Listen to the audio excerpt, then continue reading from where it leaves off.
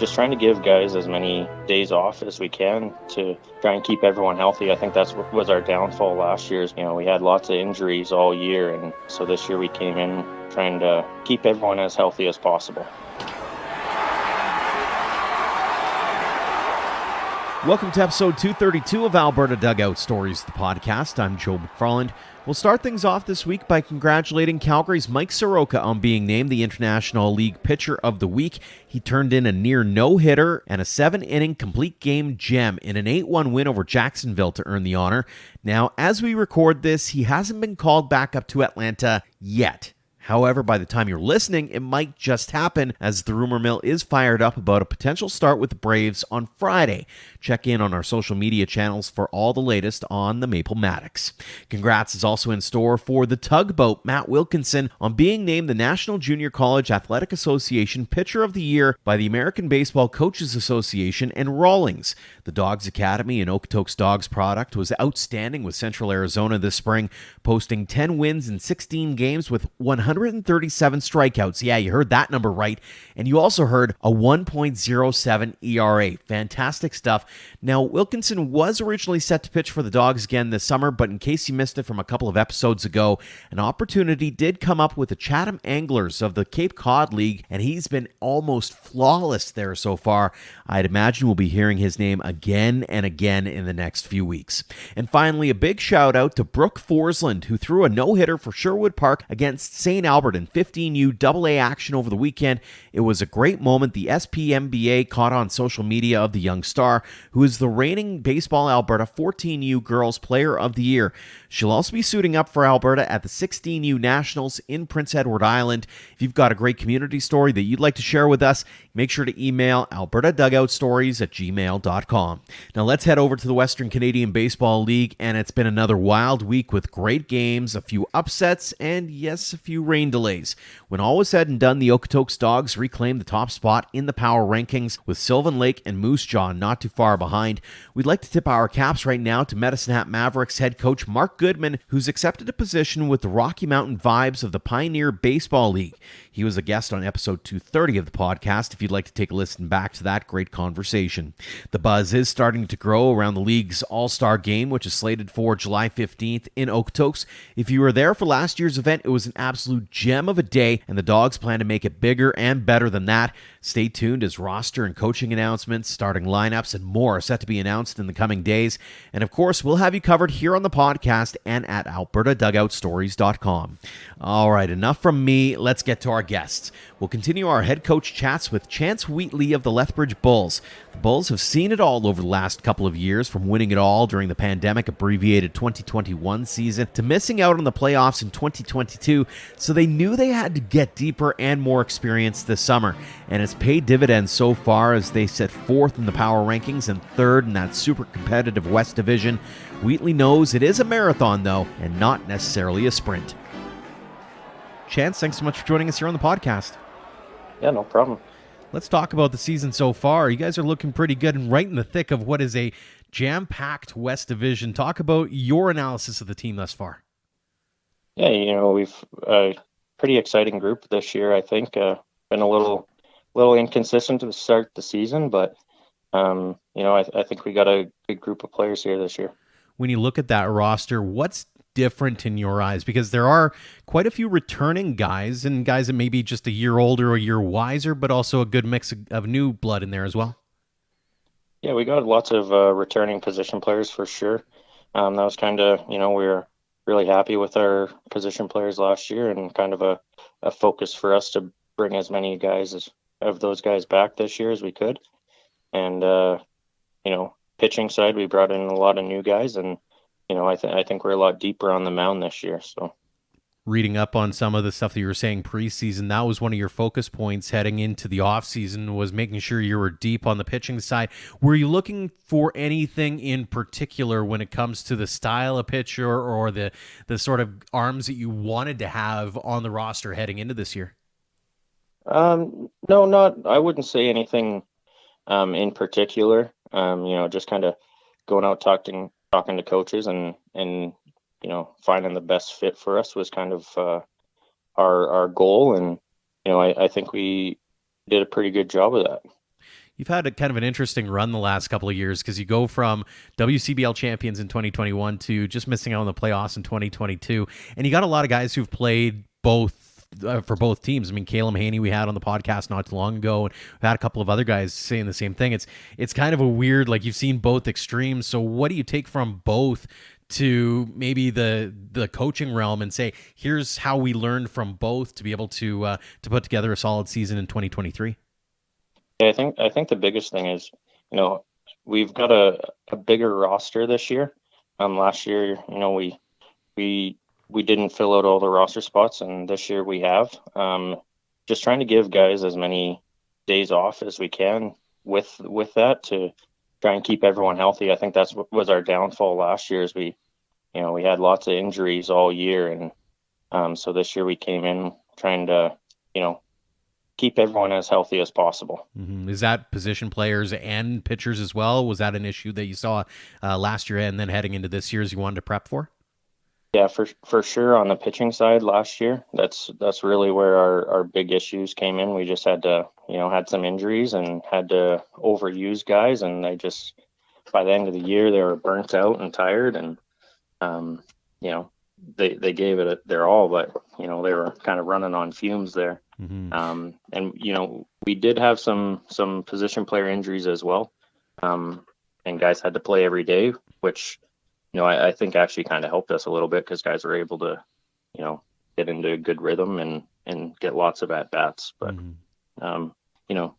just trying to keep everyone healthy the whole season is our goal this year. So when you look at up and down this roster, when you compare it to last year, obviously the depth notwithstanding, what do you like about this team? What do you think is different that's going to kind of get you over the hump? And especially in the early going here, what's really impressed you?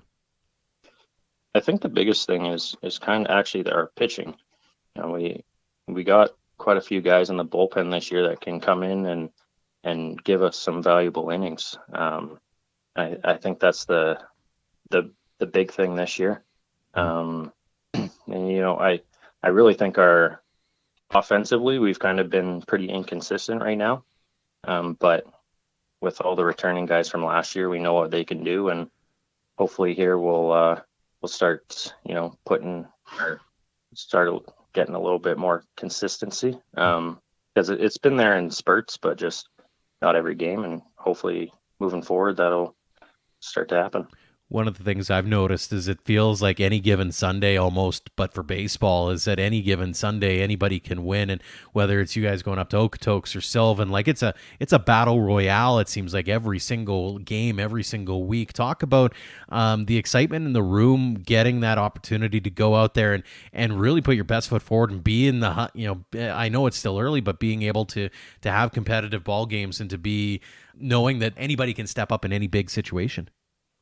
Yeah, our division, we haven't seen too much of the East yet this year. Coming up against Swift Current here on Tuesday, but we faced Medhat twice. But so I don't know too much about the other division, but our division is crazy. Anyone can beat anyone. So you gotta go out, and there's no easy games this year, that's for sure. So you gotta go out and compete every game. From a coaching perspective, how fun is that, being able to know that it's any game can go any way, and you're finding yourself strategizing, and we're only into 16 games into the season kind of thing? Yeah, absolutely. You do a lot of thinking.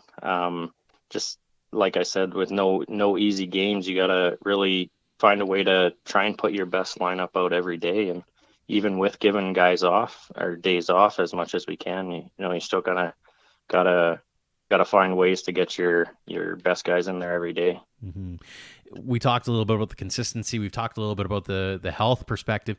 From sort of a general locker room or clubhouse perspective, coming into the year, did you have any expectations or thoughts as far as what kind of team you wanted out there? Was it going to be a hard-hitting team? Was it going to be a run-and-gun style of team? Did you have sort of a mindset or a philosophy that you wanted to ingrain in the boys really early on?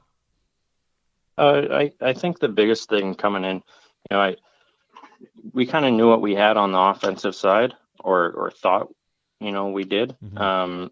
And it's not a whole ton of, we don't have a bunch of home run hitters. So just kind of putting together good at bats and staying on top of the ball with line drive approaches. Right, kind of the thing now is lift the ball and try and hit home runs, but we really don't have that team. Mm-hmm. We got good contact hitters. We do have a little power, but I just trying to get the guys to stay on top of the baseball and hit line drives is kind of is our philosophy this season. Mm-hmm. When you look ahead to the next, month and a half, 2 months of the season, what do you want to see out of these guys? You talked about consistency, but are there certain aspects of things that you really want to ingrain in them as they head towards a playoff run? Yeah, just come out every day and with the mindset of, I think that's kind of something that we've struggled with this year is this kind of coming into games prepared. We've kind of had slow starts in a lot of games, and that's something we've been talking about. Just coming in with a different mindset of ready to go right from the first pitch. And I think that's something we'd really like to see moving forward here. Talk a little bit about what, especially for the new guys who haven't been through the grinder yet, what kinds of things are you giving them as far as feedback and as far as advice so that they can withstand the grind that is a WCBL season? We've talked about getting guys days off as much as possible. And I think that's kind of a big thing is just, we're not a club that you're going to play every single day, and take those off days and make them productive, whether it's some extra work in the cages with the coaches or whatever it is, just even if you're not playing, take advantage of that day and get better. When it comes to being able to play in the league that you once were a player in, what's it mean to you be able to give back in that way and be able to kind of impress the next generation of Canadian and WCBL talent? Yeah, it's awesome. I just being involved with the Prairie Baseball Academy and college and everything. You kind of see what the Bulls program means to all of those players, and how much they want to play in this league for this team. And it's awesome to be able to give those kids the chance to do it and play at this level. Mm-hmm. Does it surprise you at all, or walk us through sort of the feels, I guess, when you get that opportunity to, especially after a few years of doing this, be able to catch up with guys who go on to bigger, better things? I think of a Ty Penner, for example, but there's others who've been able to go on and do some pretty cool things as well through the game. Yeah, it's pretty it's awesome to see. It's especially those guys that put in the work. They had talent to begin with, but just the amount of work that they put in to get where they are, and to hear the fond memories they have of playing for this program. It's how do you say it? It feels good, I guess. Mm-hmm. Just to know that this program meant something to them, and it wasn't just kind of some team that they played for. They really enjoyed their experience, and they look back on it fondly. And you get a bit of a unique perspective too, in that you're, as mentioned, involved with not just the Bulls, but obviously with PBA. Talk about being able to make that a little bit more, I'll call it full circle, but being able to see guys kind of mature through the different levels and be able to see them succeed at the different levels as well. Yeah, that's probably my favorite part about this job, is to kind of see the guys that came into PBA as kind of bubble guys and just worked really hard with their time there, and whether it's 1 or 2 years there, and then work their way to be at this caliber, Mm-hmm.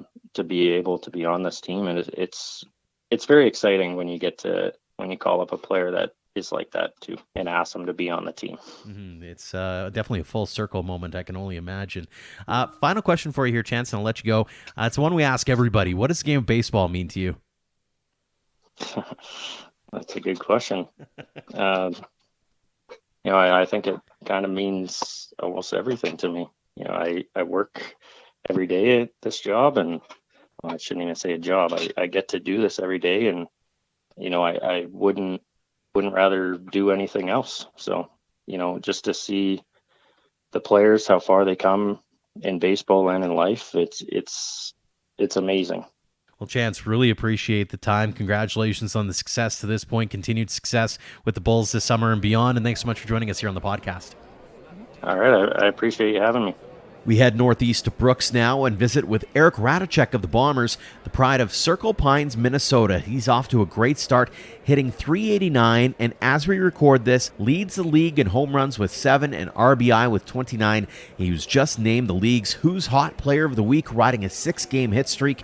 It's been an interesting journey for the 6'3" outfielder, as he's been on again, off again with baseball, not playing college ball for a year, and heading into the fall remains uncommitted. Eric, thanks so much for joining us here on the podcast. Yeah, no problem. Happy to be here. Let's get this on the record right now for those who might read it or have to say it over the loudspeakers at an upcoming Bombers game.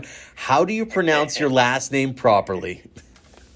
It's Rataczak. It's like rat and then like Rataczak. So Polish or Russian in origin, but yeah, it's if you get it wrong, you won't be the first, and I won't hold it against you. Because I was going to ask you, how badly has someone butchered it? Like, what's the worst you've ever heard? Yeah, there have been some bad ones. I think my brother one time at a hockey tournament got Rataczak, which there had to have been some sort of writing misprint there or something, but yeah. Oh, man, that's unreal. And I'm one of those people who like to ask for permission versus asking for forgiveness. So had I ever been in that situation, I would have asked you. And actually, weirdly, when in previous podcasts when I've mentioned your name, I was getting it right. So I'll pat myself on the back later. Good job. All right, so now on to the baseball stuff here. First off, welcome to Alberta. Welcome to the WCBL. How have you found the experience so far? It's been really cool. It's my second time playing summer ball. I played in the Northwoods League back home in Minnesota a couple summers ago. And this is a very similar feel. I mean, as a lot of summer balls are, it's kind of the pro ball schedule. And, you know, for a lot of us college guys, that's what we're looking to do. And so it's a great experience to get used to that schedule and to play every day. And it's been awesome. How did that opportunity all come about in the first place for you? So actually it was just through Twitter, as a lot of recruiting is nowadays. I didn't have a summer ball place for this summer lined up, and they reached out. Someone from the Bombers reached out, and I, in the past, have had a little bit of trouble with some of the summer ball contracts and how variable they are. And you think you got one thing lined up, and the next day it's going to somebody else, or team personnel is switched and it's not there anymore. So I saw an opportunity that was there for me, and I jumped on it right away. What was it about Canada that made you go, well, maybe this is an opportunity? Well, I had never really thought about Canadian baseball much. Obviously, growing up in the States, it's not like, you guys obviously have hockey, and we know that you'll beat us in that any day, but but baseball, we usually think we have the edge up on that. So I never really thought about it too much, but then playing down at Arizona Western, we had a couple of Canadian guys on the team, and at Wabash Valley too. So I've seen some Canadian players through the JUCO ranks, and they're good ball players, and they spoke highly of the league. So I put my faith in them, and it worked out. Absolutely. Looking at this season so far, numbers-wise, you're doing really well. What's been working for you so far? Honestly, the kind of just trying to take everything one pitch at a time. I'm 22 years old, so I'm a little bit on the older end of college baseball, at least of this league side of things. For at least what I've seen, it seems like there's a lot of JUCO guys in this league, and so I'm a little bit older. And the future of my career is very nebulous at best right now, and so every day that I'm on the field is one more day of playing baseball, and so I just try and take it one day at a time, as much as possible, one pitch at a time. And when you do that, you don't get caught up in the past or the future too much. You don't get caught up worrying about your stats, or you don't get caught up worrying about who you might be playing next. You just kind of focus on what's going on right now, and when you do that, you tend to see the ball a little better, and things work out. However, coming here, did you have any expectations of yourself or any goals that you wanted to accomplish? I always want to lead everything statistically, as everyone does. Everyone wants to put up good numbers. But I didn't exactly set myself, hard line number goals like a lot of guys do, I know.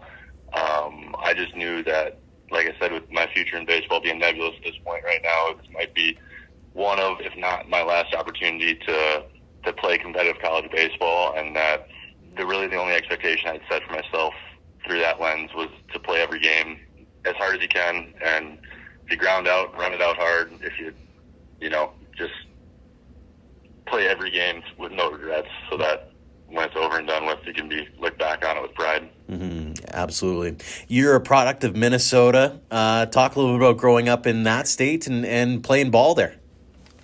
Yeah, like I said earlier, it's very similar to the Canadian feel, at least as I've experienced it.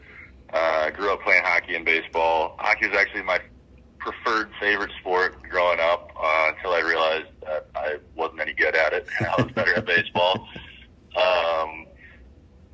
But yeah, I think the baseball in Minnesota it gets a little bit overlooked because historically it doesn't produce a lot of people, because it's tough to play when there's so many months out of the year that are cold, snowy, and rainy.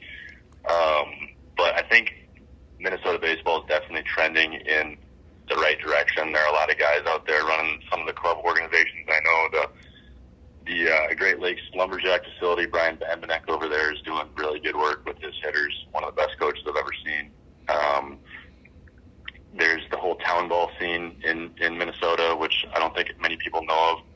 It's essentially just like men's league, but they have these beautiful stadiums in a lot of these small towns that will get 300, 400, 500 people out to the games, and it's just a great way to keep the joy of baseball alive. So I think Minnesota baseball it's trending upward for sure, and I think soon people are going to start to take notice of it.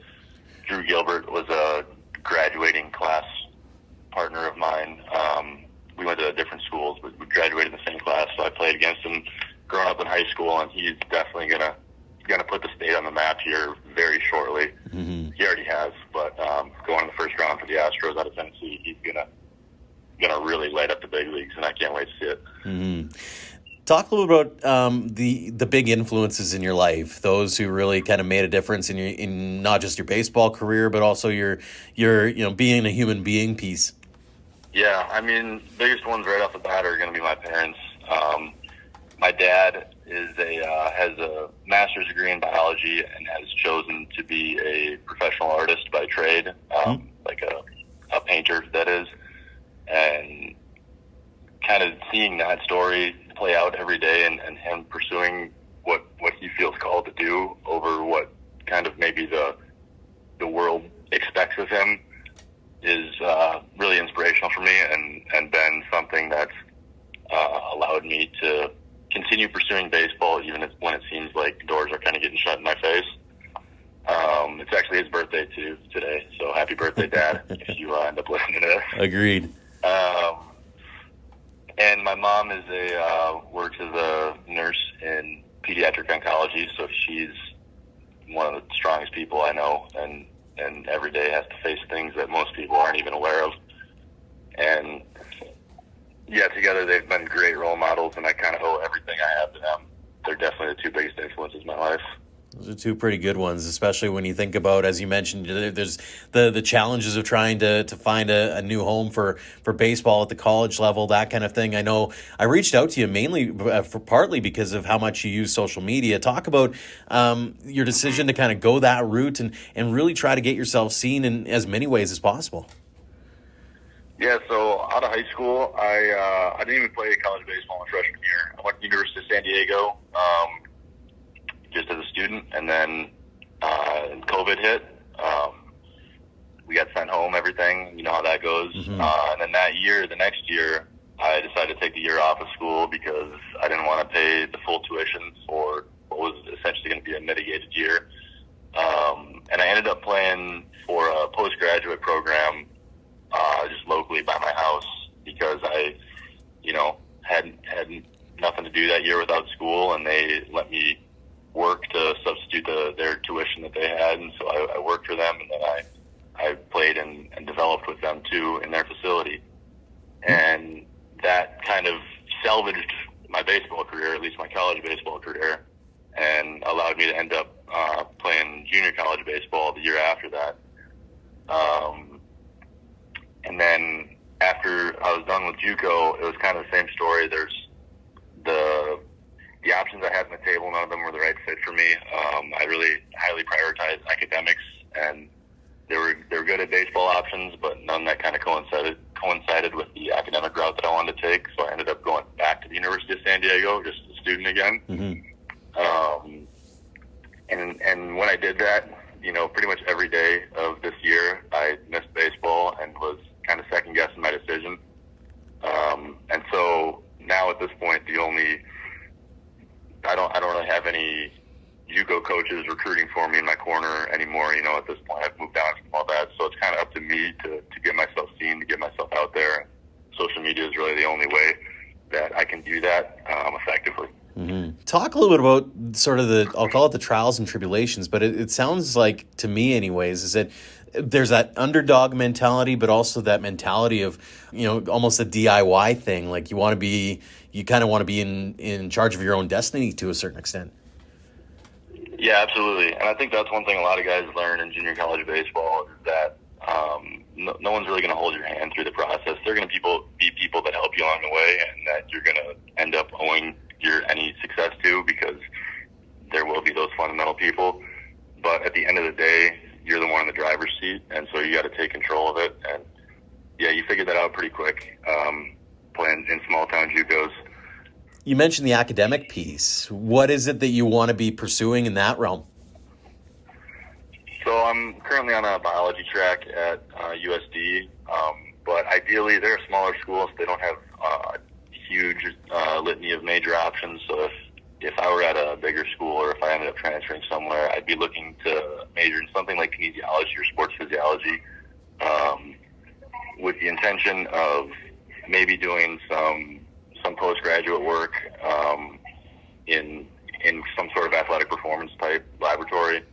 I love the strength and conditioning side of sports, and I think that there's a lot of misinformation in that realm of things, and that it'd be pretty cool to be a person in that space who kind of delivers good information and helps athletes kind of achieve more than what they thought they were able. It's super, and the reason I ask is it's super interesting to hear, a lot of athletes are like athletics first, and they kind of, the scholarly piece is almost an afterthought, whereas you're kind of taking the opposite approach. So I found that part interesting.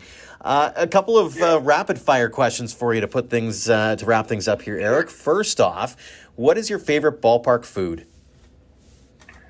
Favorite ballpark food? That's a good question. Probably have to go back to my childhood and say cotton candy. Not so much anymore, but just for the nostalgia of it. Fantastic. Look at the Twins games. Oh, that's got to be Oh, that just sounds so good right now, I got to tell you, as a sugar guy. Your favorite walk-up tune? I like the one that I've been having this year so far in Brooks. It's called Gasoline by Whiskey Myers. They're a Texas kind of rock country band. Mm-hmm. Favorite ballpark you've ever played in or been a spectator in? Played in, I'm biased, but definitely CHS Field in St. Paul. It's the site of the Twins AAA team. It used to be a Indy Ball stadium, but they kind of got absorbed into affiliated ball. But yeah, CHS, spectacular stadium. Best playing surface I've ever played on for sure. As far as spectating, there's a bunch of them. I might have to say Petco in San Diego. That one's pretty cool. It's right there on the water, and they got some interesting features there. Very cool. Whose poster did you have up on your wall as a kid? Alex Ovechkin, going back to the hockey roots. Wow. Did you have anybody baseball-wise? Yeah. I don't think that I did, actually. We had a bunch of Torrey Hunter stuff up over the house. We were Twins fans, and he was great at the time, growing up. Joe Mauer, too. Very cool. Finally, the best advice you've ever received? Be where your feet are. Not much more to say than that. It's just be in the present moment. Don't get too caught up in looking forward or looking backwards. Just look at where you're at now and do the best you can with it. It's a great one. Final question for you. It's one we ask everyone here on the podcast. What does the game of baseball mean to you? Yeah, I've listened to a couple of your podcasts and heard you guys ask each guy that, and I think it's an interesting question because everyone gives the same answer, that it means everything. And I think it's hard for me to say because 2 years ago I would have said the same thing. It means everything to me. But as I kind of grow up, it's seemingly becoming more important to me to kind of differentiate myself outside of just the game of baseball. Like there's more to life than that. I'm starting to learn and understand. Baseball is a huge part of my life, and I'm going to fight every day to keep it in it.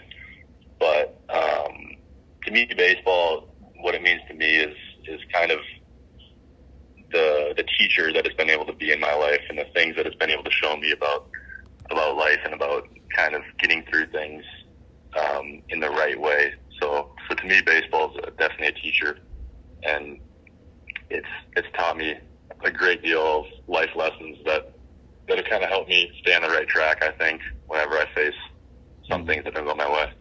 Such a thoughtful answer, and really appreciate you padding our download stats as well. It's always a good Yeah, thing. no problem.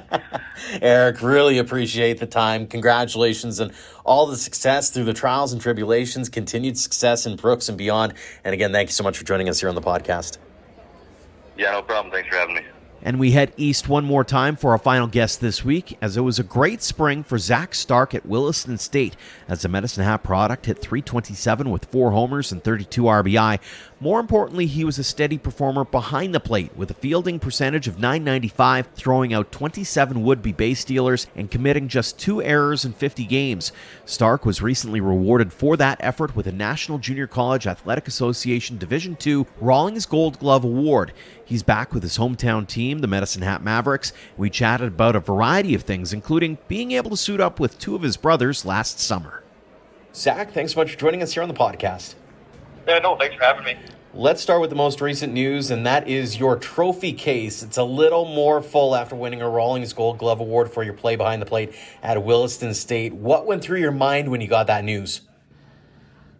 I was pretty ecstatic.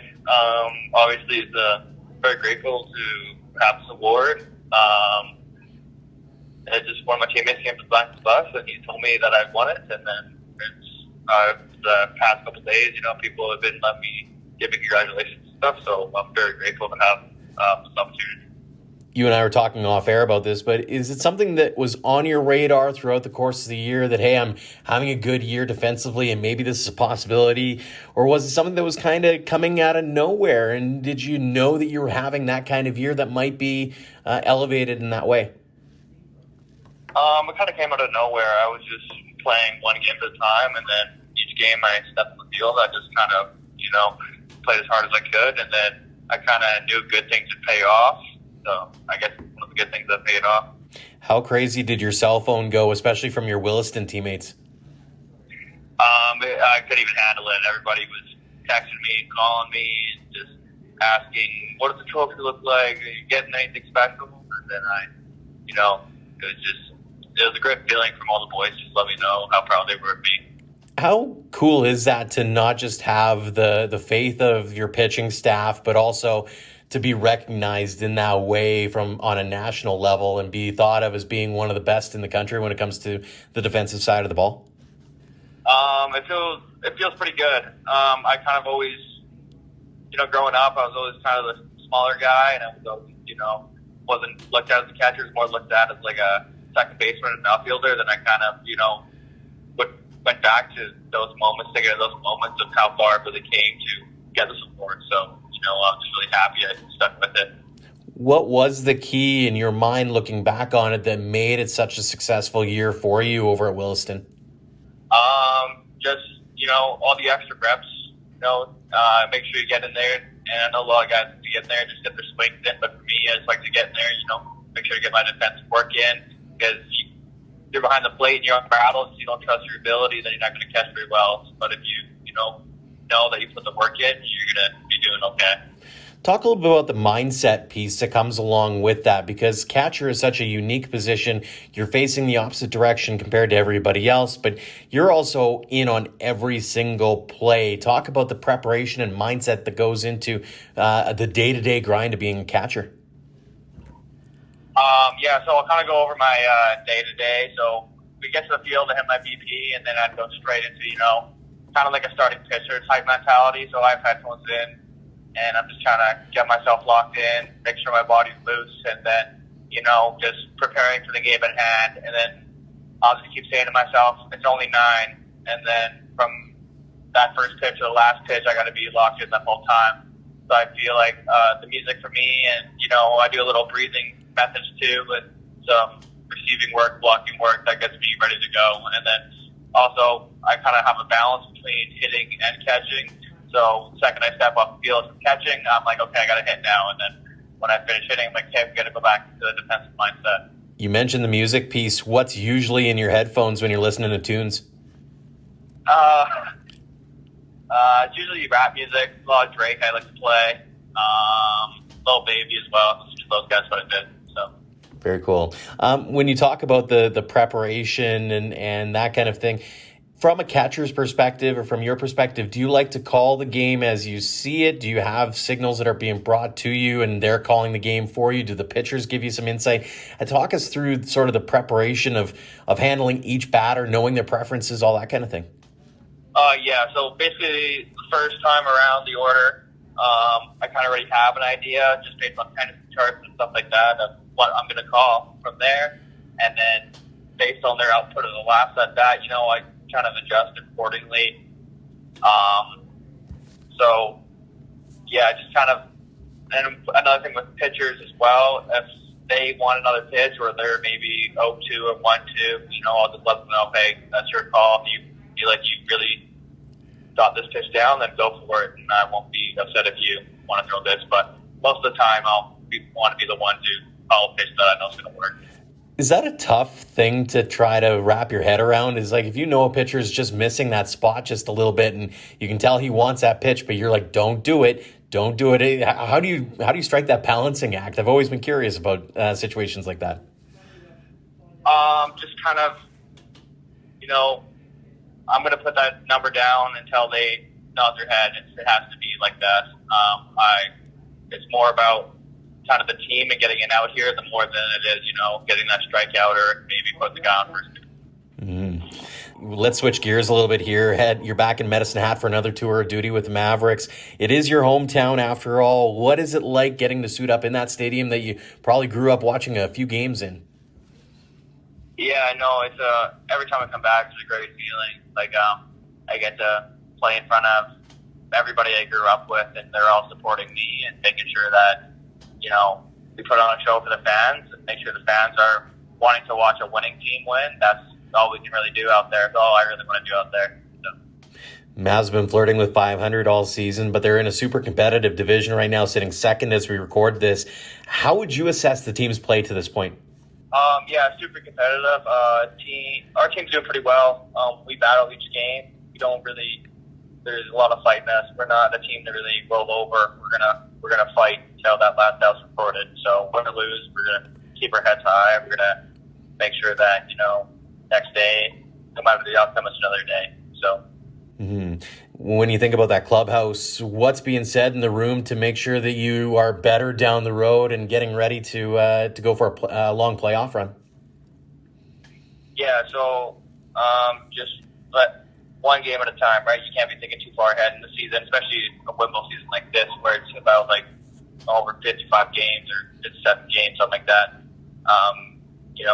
You got to make sure that you can't be too high, you can't be too low based on an outcome. You got to kind of ride that medium and ride that middle length.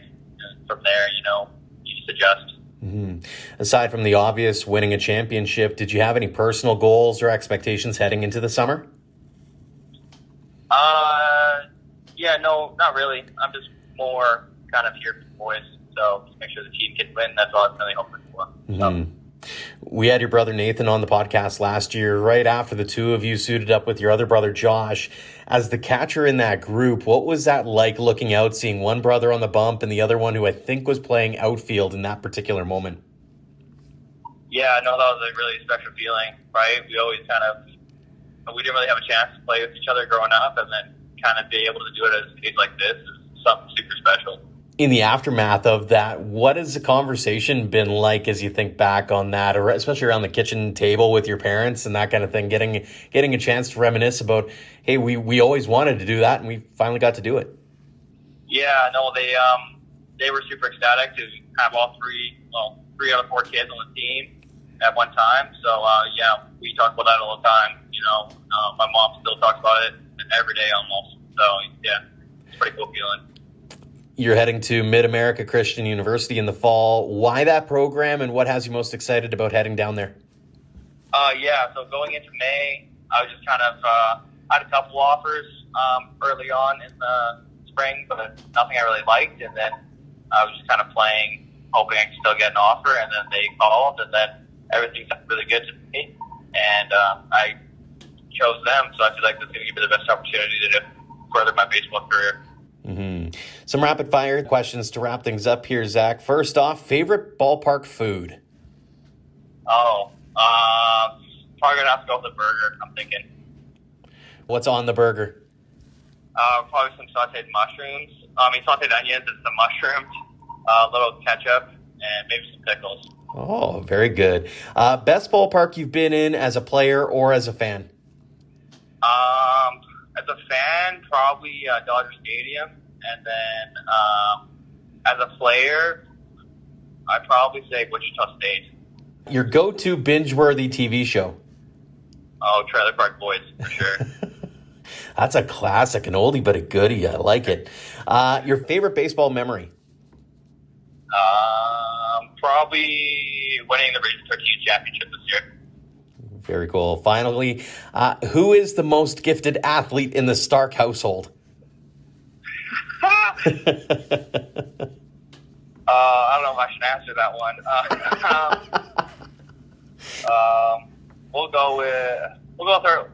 We'll give my dad some props. We'll go Mike, best athlete. Fair enough. Final question for you here. What does the game of baseball mean to you? It means everything to me. I get to go every day and do something I love, and it's given me way more opportunities than I am, expected of or needed. So I'm just happy I can still do it, and I'm going to keep going until somebody tells me I can't do it. Well, we hope the best for you for sure, Zach. Congrats on the Gold Glove and all the success to this point. Continued success going forward with the Mavs and, of course, beyond. And thanks again for joining us here on the podcast. No, thanks for having me. Thanks again to Chance Wheatley, Eric Rataczak, and Zach Stark for joining us this week. And thanks to all of you for downloading and listening. If you haven't already, leave us a rating and review on your podcast app. And make sure to check us out on social media, as we have a giveaway going on right now for one of our comfy hoodies. Mention the pod in one of your replies, and you might just get a bonus point. Just saying. As always, we like to tip our caps to our fantastic partners, including our platinum supporters, the Okotoks Dogs and AHP Academy, for all they do for us and for baseball in Alberta. We really couldn't do what we do without their generosity, so thank you again to the Dogs and to AHP. Until next time, thank you for all of your support online, on social, and on air of Alberta Dugout Stories.